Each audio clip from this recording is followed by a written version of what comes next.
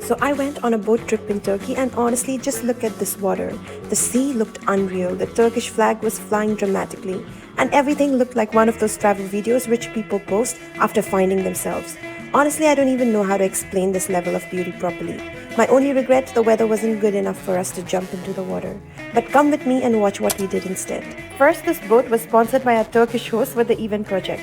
So while everyone was gathering at the hotel, I was obviously busy doing my real job, filming content for the vlog. So there I was, taking videos, clicking pictures, pretending to be a travel influencer with international responsibilities. And when I started walking, even though it was cold, somehow I started feeling hot immediately. I don't understand weather anymore. And honestly, Marmaris is so beautiful. I even dragged my husband into the vlog a little because content must be a family business now. And yes, this was my fit check. Not my most fashionable moment, but we move. And then I saw this giant pirate ship, which honestly looked so cool. But I don't know why my brain was shocked to see a Turkish flag on it. Like in my head, pirate ships only belong to Captain Jack Sparrow and the Caribbean. And this was our Italian team because for the Erasmus project, I had officially become Team Italy. Apparently, Team India was not an option.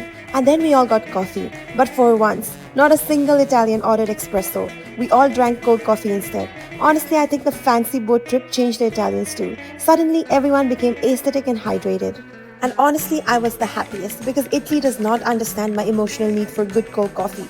I genuinely think I need to start a cold coffee revolution there. And then we finally entered the boat.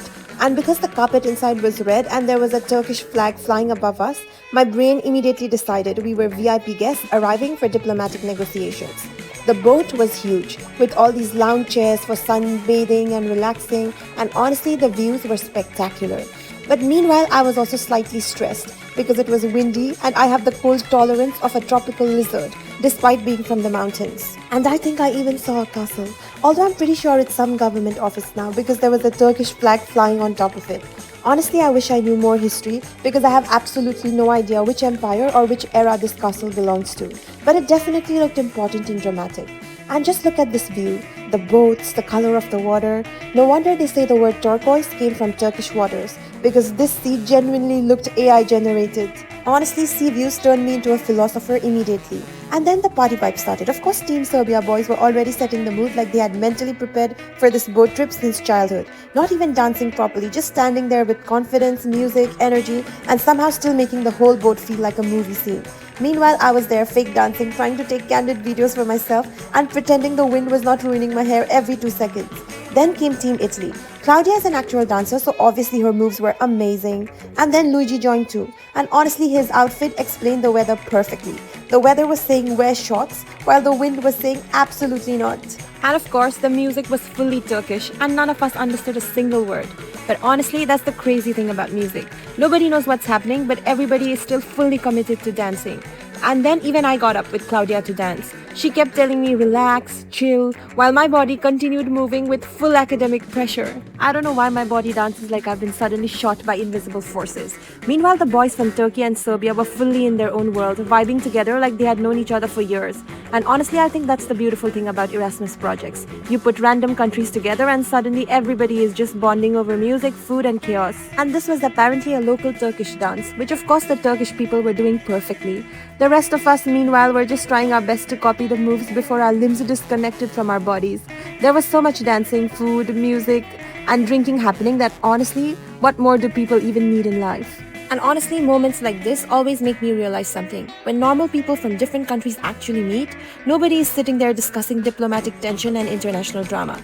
Everyone is just eating, dancing badly, drinking, laughing, and trying to survive the dance floor. Like even when I meet Pakistanis in Italy, there's no international conflict energy. We're literally just gossiping and discussing food. So sometimes I genuinely wonder, what happens in those government meetings? Because normal people everywhere are honestly so similar. And here is proof that my identity has become even more confusing than before.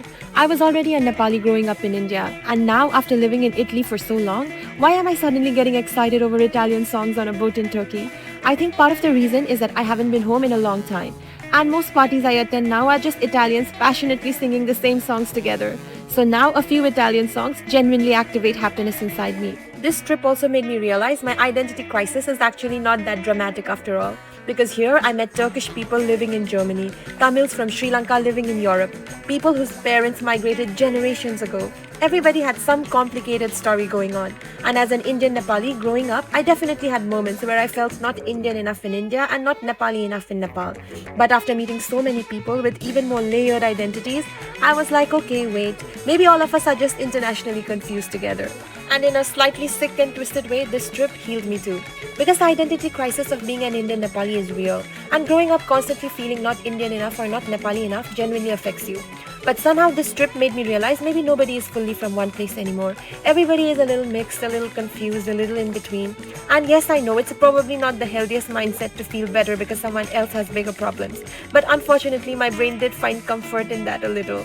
And while dancing on that boat, I was already thinking, when is the next Erasmus project? Because honestly, Indian students deserve more experiences like this too, without having to move to Europe first. And look at this beautiful view from Marmaris.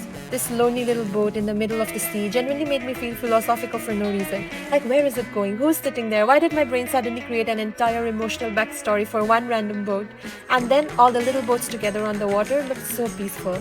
And finally, the giant Marmaris sign, which weirdly reminded me of home a little. Okay, bye. I'll leave you with this quiet little night view by the beach.